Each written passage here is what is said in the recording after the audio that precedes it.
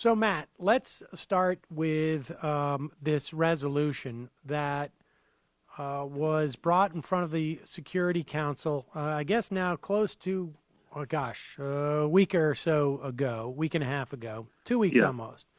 Tell us what the resolution was specifically. This is UN Security Council 2334. What does the resolution say? Well, it does a few things. First, and the most significant thing it does is reiterate, and I think it's important to note that it reiterates. This is not new. It reiterates and reaffirms the international consensus that Israeli settlements on land occupied in the 1967 war, occupied territory, is a violation of international law and have no legal validity. Basically, a long way of saying these settlements are illegal, and they are subject to negotiations ultimately between Israelis and Palestinians, and it also called on third countries to consider this illegality when in relations, trade relations, business relations, research, university relations with the State of Israel, to differentiate between pre-67 Israel and entities operating in the occupied territories. Now that's going to prove to be very important as we go forward. But let's just stop for a moment so that, when we say that these settlements are illegal, just give us a little bit of history, A, on the settlements, but B, on this a little bit of context for this illegality. Why is it? So this is territory. 1967 war. It is a war that's initiated not by the Israelis. It is land that is taken from Jordan in this war and occupied. Why are the settlements illegal? Why isn't the occupation itself illegal, or is it? Well, the occupation itself is not. Some have argued that it is, but I would say that the pretty strong consensus is that it remains, given that the territory has not, the status of the territories has not been fully resolved.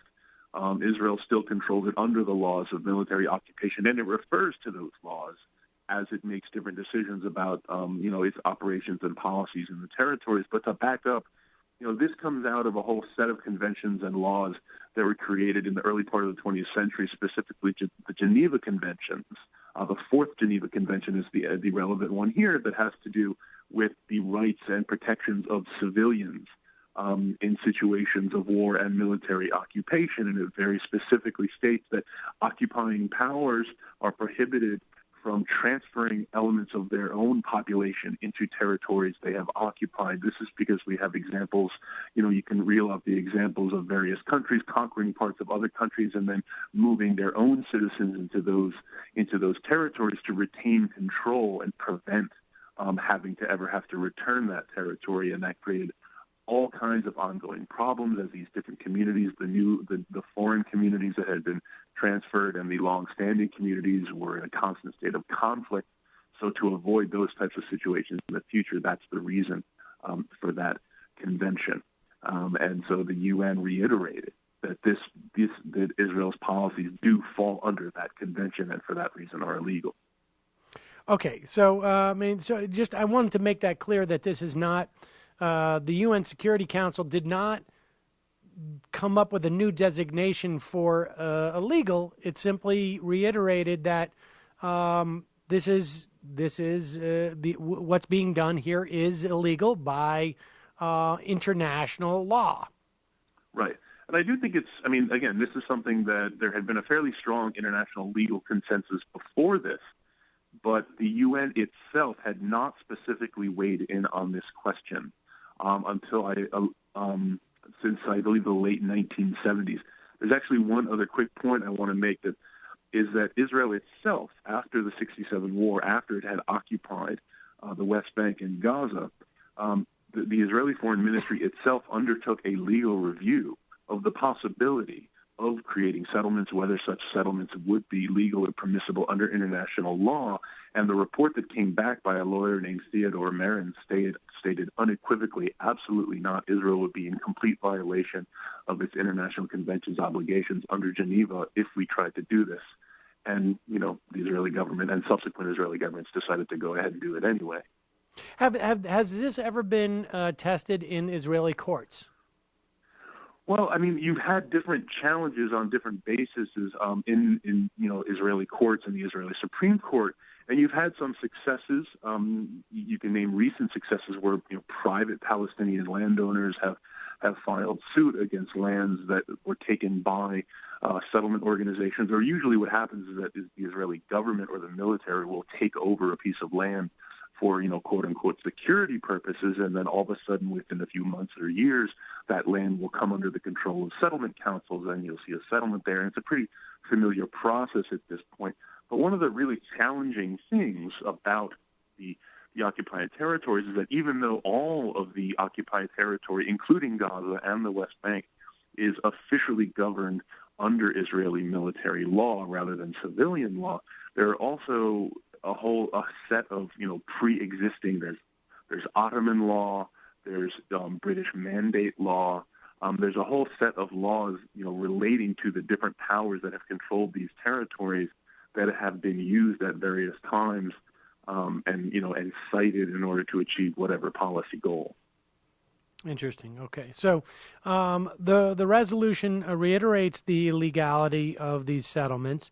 It demands that Israel stop building the settlements in West Bank and East Jerusalem. Mm-hmm. And tell us about the relevance of this distinguishing between Israel and the settlements. In some ways, this, I guess, is some protection for Israel, but it also is protection for people and organizations and nations who want to make a distinction between Israel and the West Bank. Right. I think we saw over the past few years, particularly this is something coming out of the European Union, where you've seen a whole set of moves and proposed moves for the future, where different EU bodies have said that the EU and EU member countries need to, based on the EU's own laws with regard to occupations and occupied territory and entities operating in those territories, according to the EU's own laws, the EU needs to differentiate and not consider Israeli settlements to be part of Israel when they might enter into business contracts or whatever with entities operating in the occupied territories. Now, this is a really interesting way to go about it because on the one hand, it's affirmative in that it says, listen, we have all these organizations, universities, and others who are really interested in doing business with and cooperating, doing research with Israeli companies and universities, et cetera, but we are constrained by our own laws and our requirement that we observe international law from entering into contracts and engaging and working with and cooperating with entities that operate across the 67 lines. And so, and this also, I would imagine, also helps entities that want to do business with Israel proper. They can cite their ability to continue to do that because of the way that international law, or at least the Security Council, has cleaved these issues from each other, right? Israel and the West Bank. Right. Well, I think that becomes a bit more complicated because you do have companies like, for example, Bank Hapoalim, which is a very big Israeli bank. It operates branches in the settlements. It provides loans for settlement homes. It's operating all throughout the occupied territory. So the challenge will be to, can we do business with this bank, which is known to be a major financier of all these operations in occupied territory? So I think that's something we're going to see, pick up steam in the future. What are the effects of this resolution? What are the, there's been literally dozens of resolutions calling on Israel to respect the rights of Palestinians. Multiple resolutions, seems to me, on the status of the West Bank. Are there going to be actual implications to this? And how different does this resolution make the playing field? Well, I think that's a really good question. What is the tangible impact of something like this? And in the immediate term, I think the answer is very little. It's not like settlements evaporated into thin air when this was passed. It's not as if we've seen any kind of, return of settlers to Israel. In fact, many Israeli right-wing politicians have threatened that they want to move forward even quicker with building more settlements. But it does a couple of things that I think are important. One is just in reiterating and reaffirming this overwhelming international legal consensus that the settlements are, in fact, illegal and illegitimate and will be subject to the final status negotiations between Israelis and Palestinians.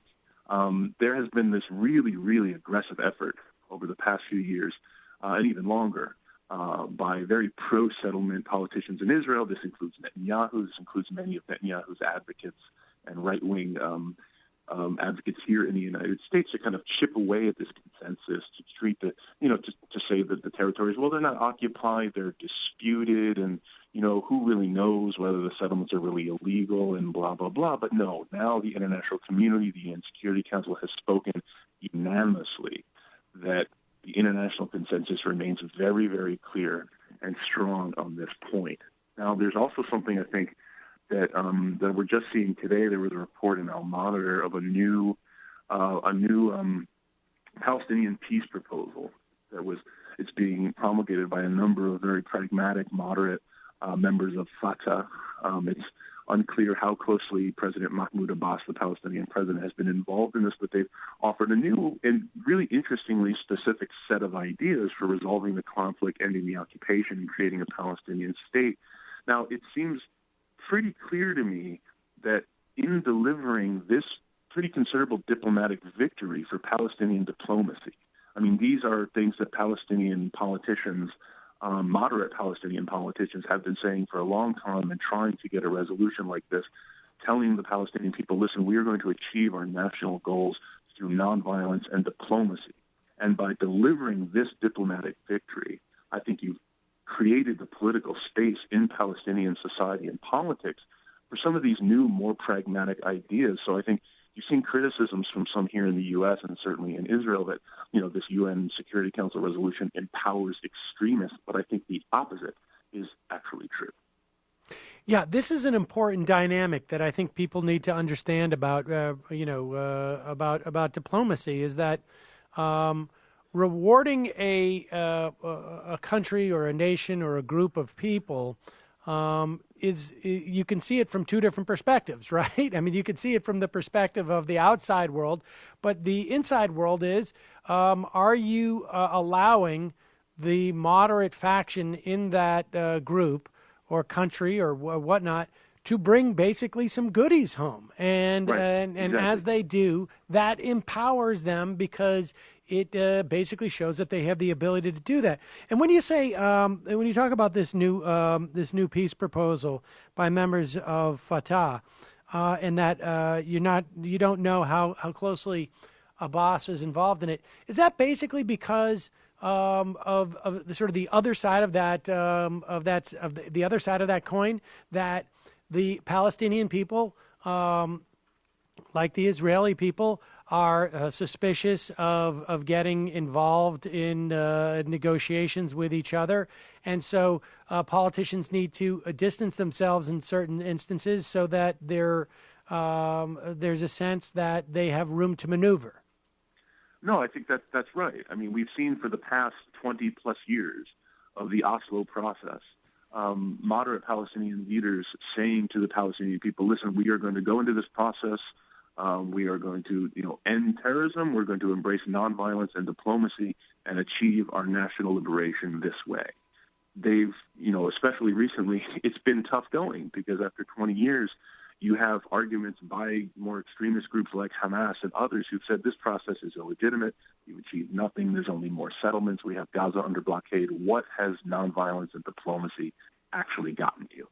And this is a serious political challenge to Palestinian moderates. But now they can come back with this resolution in hand and say, listen, the international community has reaffirmed our position, and move with that. Okay, so we have about 2 minutes left. Let's talk about John Kerry's speech, where he basically said, it sounded like to me, I mean, broadly speaking, that he was saying he was giving a warning about the continued feasibility of a two-state solution, and many people argue that train has left the station a long time ago, and sort of offered a warning too, like you can't promote a single-state solution if you want to maintain a Palestinian identity, or if you want to maintain a Jewish identity for whatever that state becomes. Just give me a sense of what was going on there and who that was directed towards. Well, I think there were a couple audiences, as is often the case with these big diplomatic speeches. One, I think, was, for the American people, Kerry laying out his and, frankly, Obama's vision, of why it's important for the U.S. to spend valuable diplomatic time and energy trying to resolve this issue, but reiterating the view of successive administrations going back to the Bush administration, Clinton, Bush, and Reagan, that getting this issue resolved is in fact in the U.S. national interest. It would be a benefit to our relationships in the region and our goals in the region. But also, as you said, kind of sounding the alarm on the threat that is posed to this ultimate resolution by the settlement project. The other audience was Israelis, just explaining why the U.S., making clear that Obama had been hugely supportive of Israel's security over the past few years, but why they felt it necessary to allow this resolution through. But I think one of the most important parts of the speech was the distinction that Kerry articulated between support for Israel's security and legitimacy on the one hand, which remains just completely uncontroversial and totally 100%, supporting Israel's legitimate security needs on the one hand, but not supporting the growth of settlements and occupation on the other, and refusing to conflate these two things. In fact, I think the argument is that they work against each other. Matt Duss, we don't have time to go any further today, but I would love to have you back on soon to talk about what we can anticipate with a radically different administration coming in. Anytime, always love to. All right, Matt Duss, thank you so much for your time today. We got to take a quick break. Sam Seder, Ring of Fire Radio.